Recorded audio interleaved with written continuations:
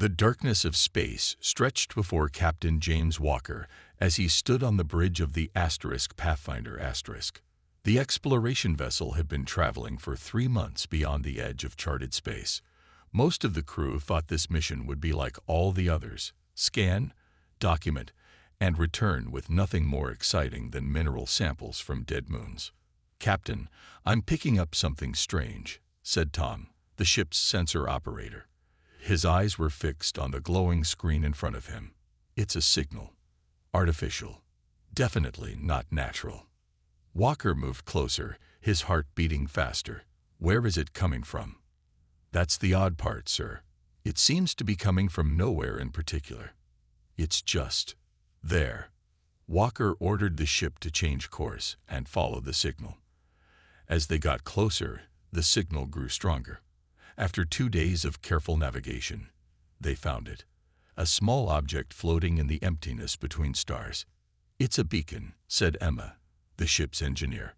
She wore a spacesuit as she examined the object through the ship's external cameras.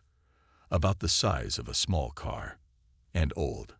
Very, very old. The beacon was made of a dark metal that seemed to swallow light. Strange symbols covered its surface, glowing with a soft blue light that pulsed in a steady rhythm. "Can we bring it aboard?" Walker asked. Emma shook her head. "I wouldn't recommend it, sir. It's putting out energy readings unlike anything I've ever seen. Let's study it from here first." For weeks, the crew of the Pathfinder * studied the beacon. They recorded the pattern of light pulses and realized it was a message that kept repeating over and over again. "It's a language," said Dr. Ben Miller, the ship's language expert. His eyes were red from lack of sleep. "But not one I've ever seen before. It will take time to translate." Walker sent a message back to Earth. The United Space Command was excited by the discovery and ordered the Pathfinder * to stay and learn more. Months passed. Dr. Miller and his team worked day and night to understand the message. They fed the patterns into the ship's computers, looking for any clues that might help. "I've got it," Dr. Miller shouted one day, bursting onto the bridge. "It's coordinates, and I think it's an invitation." Walker looked at the star map on the main screen. The coordinates pointed to a star system far beyond their current position, a journey that would take at least 6 months at their top speed. "Are you sure it's an invitation?" Walker asked. Dr. Miller nodded. "The message repeats the coordinates, then adds a sequence that seems to be a time frame.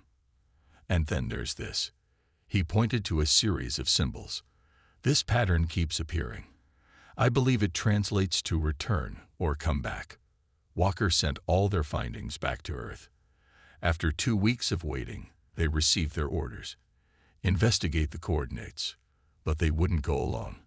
Another ship, the Discovery *, would join them. The day before they were set to leave, Dr. Miller came to Walker's quarters. His face was pale. "Captain, I found something else in the message, something I missed before."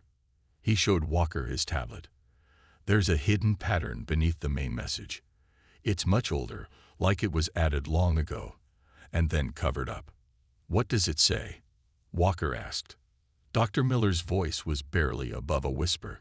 "It says, 'The children must not remember. The children must not return.'" Walker felt a chill run down his spine. "Who are the children?" "I don't know," said Dr. Miller. "But I think it might be us." The Pathfinder * and Discovery * left Earth orbit the next day, heading toward the unknown coordinates, unaware they were about to unlock a secret that had been hidden for thousands of years. 6 months passed as the Pathfinder * and Discovery * traveled through the darkness of space. Captain Walker spent most days studying the message from the beacon, trying to find any clues they might have missed. "We're approaching the coordinates," said Tom, breaking the silence on the bridge. Dropping out of light speed in 3, 2, 1. The stars stopped stretching around them. Walker's mouth fell open as he looked at the main screen. "My God," he whispered. Before them hung a massive space station, It was shaped like a wheel with 8 spokes connecting to a central hub. The wheel slowly turned, creating its own gravity. The station orbited a dying red star that cast everything in a faint crimson light. "It's huge," said Emma. "At least 5 miles across." "Are we getting any signals?" Walker asked. Tom nodded. "Yes, sir. They're sending docking instructions. Any weapons pointed at us?" "None that we can detect." Walker took a deep breath. "Tell the Discovery to hang back. We'll go in first." The Pathfinder moved slowly toward the station. Up close, they could see that parts of it were ancient, while others looked newer, as if it had been built and rebuilt many times over thousands of years. A large door opened on the outer wheel, revealing a docking bay big enough for their ship. Walker ordered them in. "Atmosphere is breathable," Emma reported after they had docked. "Temperature is slightly cooler than Earth normal." Walker assembled a small team. Himself, Dr. Miller, Emma, and 2 security officers. They stepped through the airlock and into the station. They were met by a tall figure standing in the shadows. It stepped forward, and they saw it clearly for the first time. The alien stood 7 feet tall. Its skin was pale green and looked almost like bark. It had no hair, and its face was angular with large almond-shaped eyes that were completely black. It wore a simple robe of silver material. "I am Elder Thorn," the alien said in perfect English. "Welcome to the assembly station, humans. We have been waiting for you." "How do you know our language?" Walker asked. "We know all languages," Elder Thorn replied. "We have studied your kind for a very long time." Elder Thorn led them through long hallways. They passed other aliens of different shapes and sizes. Some looked almost human, while others were completely different. Floating clouds of gas, beings made of crystal, creatures that seemed more plant than animal. "What is this place?" Dr. Miller asked.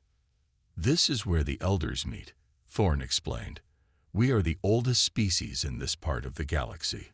We watch over the younger races." They entered a large circular room. Tiers of seats rose up around them, filled with aliens of all kinds. It reminded Walker of a courtroom or a theater. "The full assembly rarely meets," said Thorn, "but your arrival has caused quite a stir." An alien that looked like a mass of tentacles floated down from the upper tiers. Its voice boomed in Walker's mind rather than his ears. "You were not supposed to be here yet," it said. "You were not supposed to achieve interstellar travel for another 5 centuries." "We evolved," Walker said simply. "Too quickly," said another elder, this one like a giant insect. "The protocol has been activated. It has not been needed for 50,000 years." "What protocol?" Walker asked. "What's going on here?" Elder Thorn turned to him. For a moment, Walker thought he saw something like fear in those black eyes. "The predecessor protocol," Thorn said quietly. "You must understand, Captain Walker. Your kind was once different. We need to determine if you still are." "Different how?" Walker demanded. Instead of answering, Thorn gestured to a doorway on the far side of the room. "Come, there is something you must see." As they walked toward the door, Walker noticed the other elders watching them, with what could only be described as dread. Elder Thorn led Walker and his team through a door that seemed to appear from nowhere. They entered a vast, dark room. As they walked forward, lights began to turn on around them. "This is the archive," said Thorn. "The collected history of the galaxy." The room was filled with strange crystal pillars that glowed with soft blue light. Images moved within the crystals, showing planets, stars, and beings of all kinds. "Touch any crystal," Thorn said. "It will show you what you need to see." Walker reached out and placed his hand on the nearest crystal. Instantly, images filled his mind. He saw Earth, but not as he knew it. He saw great cities with towers reaching to the clouds. He saw ships, thousands of them, leaving Earth and traveling to the stars. "What is this?" Walker asked, pulling his hand away. Some kind of history lesson. Your history, Thorne replied. The truth about your species. Dr. Miller touched another crystal. His eyes went wide. Captain, you need to see this. Walker placed his hand on the crystal Dr. Miller had touched. He saw war, massive battles between fleets of ships. He saw planets burning, and the ships causing the destruction. They were from Earth. No, Walker said. This can't be right. I'm afraid it is, said Thorne. Humans are not native to Earth, Captain Walker. You are descendants of a once mighty empire called the Predecessors. They nearly destroyed the galaxy in a war of conquest 10,000 years ago. Emma touched another crystal and gasped. They're showing us being defeated. Being changed somehow. Thorne nodded. After the final battle, the Elders defeated the Predecessors. Rather than wiping them out completely, we chose mercy. The survivors were taken to Earth, a planet far from any others with intelligent life. They were genetically modified to forget their past and to develop more slowly. Walker felt sick. You're saying we're what? Prisoners. Not prisoners, Thorne said. A second chance. The beacon you found was placed at the edge of your solar system. It was designed to activate only when humans had evolved past their warlike tendencies. It would guide you back to us, and we would welcome you to the galactic community. But something triggered it early, Dr. Miller said, understanding dawning on his face. Yes, said Thorne. The beacon activated 2 centuries before it should have, and your development of faster-than-light travel was predicted to be 5 centuries away. Something has accelerated your evolution. Walker turned away from the crystals. So what happens now? You said something about a protocol. The predecessor protocol, Thorne said. When the descendants of the predecessors return, they must be tested to ensure they have truly changed. If you pass, you will be welcomed among the stars. If you fail, you'll destroy us, Walker finished. Thorne did not deny it. How do we prove ourselves? Walker asked. The Council has decided that 2 of you will undergo the trial of worth, said Thorne. Tests that will determine if humanity has overcome its destructive heritage. Back on the bridge of the Pathfinder Tom was studying the message from the beacon again. He had been trying different decryption methods, and one finally worked. Hidden within the message was another layer of data. This is strange, he said to himself. As he read the decoded message, his face grew pale. Oh no.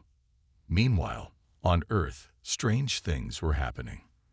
In the ancient ruins of Egypt, Greece, and South America, artifacts that had been silent for thousands of years suddenly began to glow. People who touched them collapsed, their minds filled with memories that were not their own. Memories of stars and ships and a terrible war. Humanity was beginning to remember who they once were. The Council has made its decision, Elder Thorne announced the next day.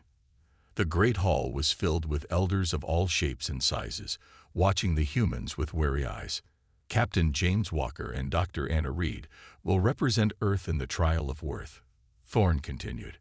Anna was the Pathfinder's chief science officer, a quiet woman who had spent most of the journey studying the stars. What about the rest of us? Emma asked. You will remain here, said Thorne. You may observe the trials, but you cannot help. Walker looked at Anna. Are you ready for this? She nodded, though her face was pale. Do we have a choice? The first trial begins tomorrow, said Thorne. Rest while you can. As the humans were led to their quarters, Tom from the Pathfinder sent an urgent message to Walker's personal device. Captain, I found something in the beacon data. The elders aren't telling the whole truth. I'm working to decode more, but be careful. Walker showed the message to Anna. What do you think it means? I don't know, she said, but I don't think we should trust everything they're telling us. Back on Earth, strange events continued to unfold. In a museum in London, a stone tablet that had puzzled archaeologists for decades suddenly began glowing. When a guard touched it, he collapsed. When he woke up, he knew how to build a star engine. though he had no idea what that was or why he knew it. Similar incidents happened around the world. People reported dreams of flying among the stars. Children drew pictures of ships and beings they had never seen. Humanity was changing, remembering things that had been locked away in their DNA for thousands of years. The next morning, Walker and Anna were brought to a small room. In the center was a table with 2 metal headbands. "The first trial tests your minds," Thorne explained. "You will face scenarios from your species' past. How you respond will show us if you have truly changed." Walker and Anna put on the headbands. Instantly, they found themselves standing on a battlefield. Around them, soldiers fought with primitive weapons. The air was filled with screams and the smell of blood. "What is this?" Anna asked. "I think it's Earth's history," Walker said. "One of our many wars." A wounded soldier crawled toward them, reaching out a hand. "Help me," he gasped. Anna knelt beside him, trying to stop the bleeding from his wound. Walker stood guard, watching for danger. "We need to get him to safety," Anna said. The scene changed. Now they stood in a laboratory. Scientists in white coats worked on what looked like weapons.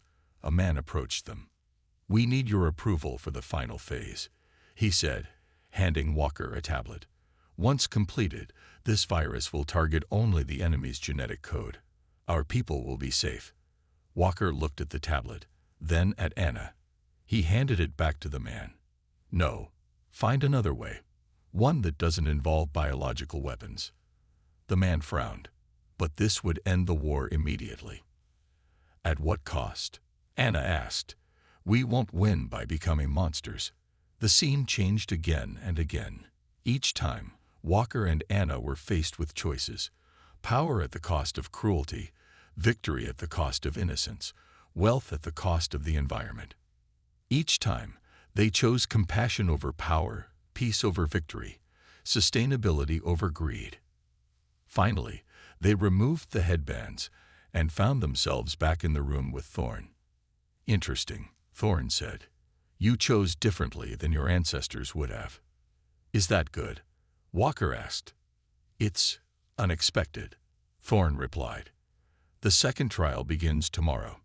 It will test not just your minds, but your hearts." As they left, Walker received another message from Tom. "Captain, I decoded more data. The predecessors weren't conquerors. They were guardians against something worse. Something called the Void. And it's coming back." That night, while Walker and Anna slept, Elder Thorne entered their quarters quietly. He woke them with a gentle touch. "We must speak," he whispered, "but not here. Follow me." He led them through dark hallways to a small room deep within the station. The door closed behind them with a soft hiss. "What's going on?" Walker asked. Thorne looked nervous, his bark-like skin shifting colors slightly. "What I am about to tell you could get me killed, but you must know the truth." "About what?" Anna asked. "About your people. About the predecessors." Thorne took a deep breath. "The history you were shown was a lie. The predecessors were not conquerors. They were protectors." Walker remembered Tom's message. Protectors against the Void. Thorne's eyes widened. "How do you know about the Void?" "We found hidden data in the beacon," Walker explained. "Then you know more than most elders do," said Thorne. "Long ago, a group within the elders called the Guardians changed our historical records. They feared the predecessors' power and wanted to control the galaxy themselves. So they lied about us," Anna said. "Yes, the predecessors fought against the Void, a force from outside our galaxy that consumes all life. They were the only ones powerful enough to push it back. The Guardians saw their chance during a great battle and betrayed the predecessors, then rewrote history to make them the villains. And now the Void is coming back," Walker said. Thorne nodded. "Yes, some elders want to help humanity remember their past and regain their power. Others, the descendants of the original Guardians, want to destroy you before you become a threat to their control." "The trials," Anna began, "are a farce," Thorne finished. No matter how well you perform, the Guardian faction plans to vote for Earth's destruction. They've already sent messages to the Elder Fleet. Walker stood up. We need to warn Earth. Your communications are being monitored, Thorne said. But your crewmate, Tom, he might find a way through the hidden beacon frequencies. On the Pathfinder *, Tom had already figured this out. He worked through the night, using the beacon's original encryption to send a message back to Earth. On Earth, General Laura Stone was dealing with a crisis. More and more people were experiencing memories that weren't their own. Scientists, soldiers, and ordinary citizens were building strange devices from these memories. General, we've received a transmission, her aide reported. It came through on a frequency we've never used before. Stone read the message and felt a chill. It explained everything: humanity's true past, the approaching Elder Fleet, and the returning threat of the Void.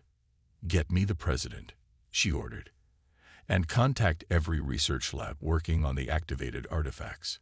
We need to accelerate everything. Back on the station, Walker and Anna entered their second trial. This one was physical.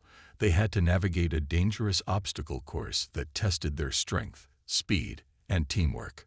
As they jumped across platforms over a pit of what looked like acid, Anna whispered, "If what Thorne said is true, none of this matters." "It matters," Walker replied, pulling her up to the next platform. "We need to buy time for Earth to prepare." They completed the trial faster than any species before them. The elders watched with a mixture of awe and fear. "Your physical capabilities exceed our predictions," one elder noted. "Humans are adaptable," Walker said simply. That night, Thorne came to them again. "The Guardian faction is pushing for an immediate vote. We're running out of time." "What about the final trial?" Anna asked. "It may never happen," Thorne said. "I have a plan, but it's dangerous. There's an elder ship in the lower docking bay. If we can get to it." Walker nodded. "We'll be ready." Meanwhile, on Earth, General Stone stood in a massive underground chamber. Around her, engineers worked on a ship unlike any built before, its design pulled from the collective memories now flowing through humanity. "How long until it's ready?" she asked. "Days, not weeks," came the reply. "The knowledge is there in our heads. We just need to build it." Stone looked at the ship that would lead Earth's defense. "Then we build. Fast." "The final trial has been canceled," announced the elder with tentacles, its voice booming through the hall. "We will vote now on the fate of Earth." Walker and Anna stood in the center of the assembly. They had been brought there with no warning, no chance to contact Thorne or prepare. "On what grounds?" Walker demanded. "We haven't finished the trials."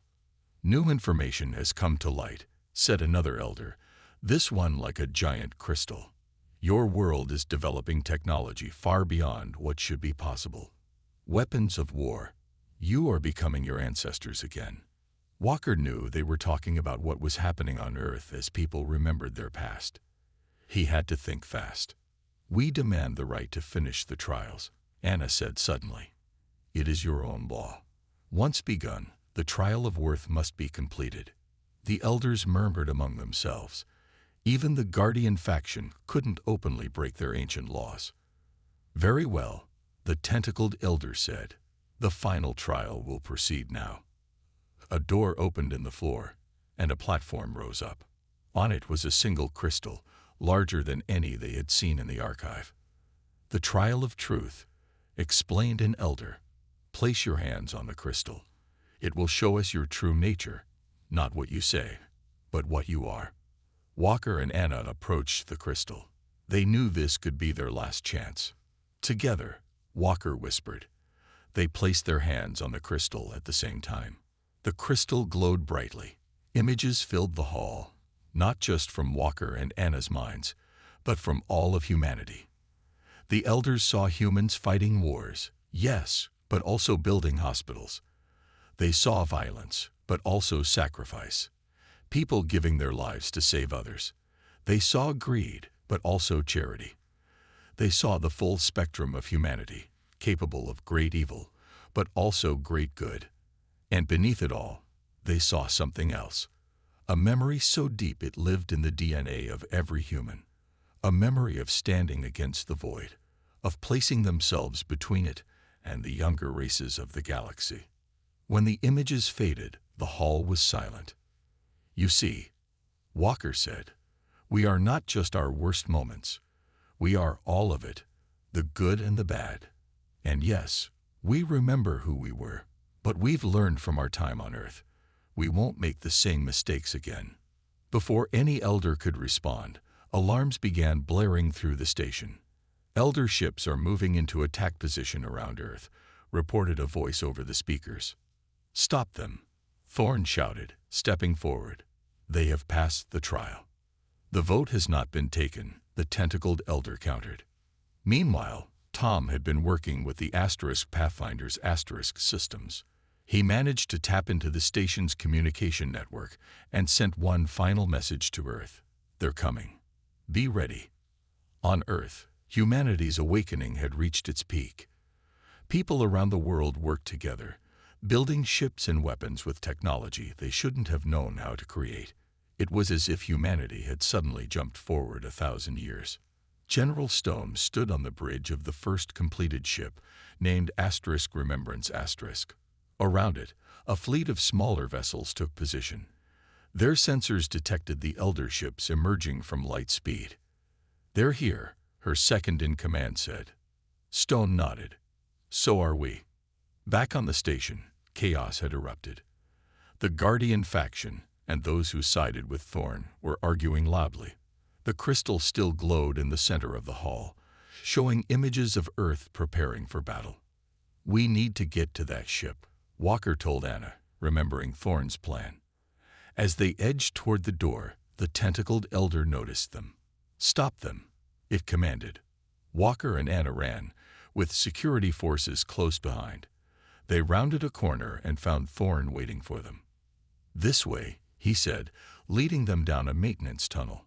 "We have one chance to stop this war before it begins."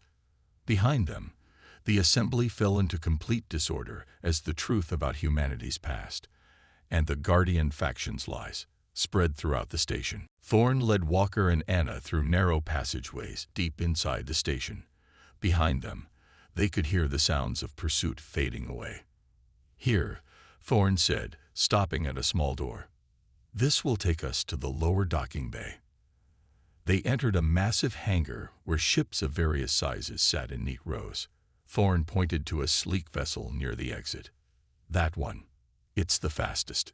As they ran toward the ship, the station shook violently. Warning lights flashed red. "What was that?" Anna asked. "The station's weapons," Thorn explained as they boarded the ship. "The Guardian faction is firing on Earth's ships." Walker took the pilot's seat. The controls were strange, but somehow familiar. It was as if his hands knew what to do even if his mind didn't. "I can fly this," he said, surprised. "The memories, they're in me too." The ship lifted off and shot out of the docking bay. On the main screen, they could see the battle unfolding. Elder ships fired on Earth vessels, but the humans were fighting back with unexpected skill. "We need to stop this," Anna said. "Both sides will suffer heavy losses." "I have an idea," Walker said. He turned to Thorn. "The archive data about the void. Can we broadcast it to all ships?" Thorn nodded. "Yes, but we need to get closer to the main communication array." They flew the ship toward a large antenna extending from the station. Elder ships noticed them and fired, but Walker flew with impossible skill, dodging the attacks. "We're in range," Thorn said. "Sending now." Every ship in the battle suddenly received the same message: the true history of the predecessors and evidence of the void's return. Images showed a dark, formless mass moving between stars, consuming everything in its path, and it was headed toward their galaxy. The firing stopped as both sides processed what they were seeing. Near Earth, General Stone watched the approaching Elder fleet on her view screen. She was prepared to give the order to fire when the message came through. "This changes everything," she said quietly. On the screen, She could see the Elder ships holding position, no longer advancing. Stone opened a channel to the Elder flagship. "This is General Laura Stone of Earth. We know the truth now. We know who we were and who we need to be again." There was a pause before a response came. "This is Elder Mara. The Guardian faction has been contained. We wish to discuss peace." Back on the stolen ship, Walker, Anna, and Thorn watched as the fighting ceased. "It worked," Anna said, relief in her voice. "For now," Thorn cautioned. "But the void is still coming." 3 days later, Walker stood in the great assembly hall. This time, he wasn't alone. General Stone and leaders from Earth stood with him, facing the gathered elders. "For 10,000 years, we forgot who we were," Walker said. "We fought among ourselves, made terrible mistakes, and nearly destroyed our own planet many times. But we also learned. We grew. We became better." He gestured to the humans beside him. "We are the predecessors reborn. But we are also something new. We don't want to rule the galaxy. We want to protect it, as we once did." Elder Mara, who now led the assembly, stepped forward. "The elders recognize humanity's right to reclaim their place among the stars. We offer an alliance against the void." Stone nodded. "We accept." As the formal alliance was being signed, Walker looked out a window at the stars. Somewhere out there, the void was coming. But this time, humanity wouldn't face it alone. And this time, there would be no betrayal. "We've come home," Anna said, joining him at the window. Walker smiled. "No, we've come back."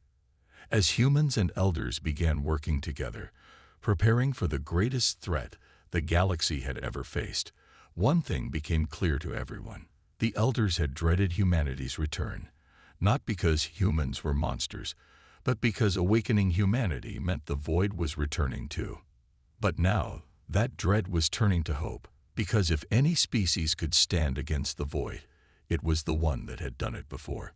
Humanity had returned, and the stars themselves seemed to shine brighter for it.